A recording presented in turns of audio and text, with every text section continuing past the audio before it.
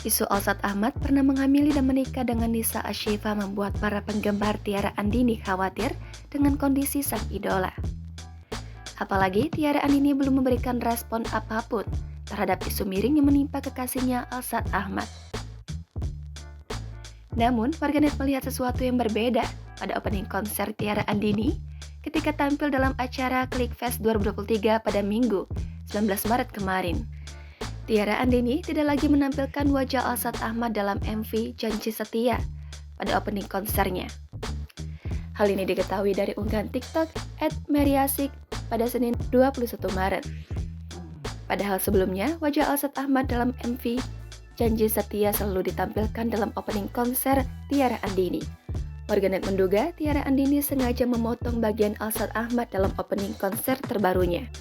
Sebelumnya, Tiara Andini juga sempat tertangkap kamera menangis ketika menyanyikan lagu Maafkan Aku Terlanjur Mencinta di panggung Love Music Festival 2023 di Pontianak pada Sabtu 18 Maret lalu. Momen Tiara Andini menangis di atas panggung ini juga bertepatan dengan isu Alsat Ahmad menghamili mantan pacarnya Nisa Ashifa menyeruak.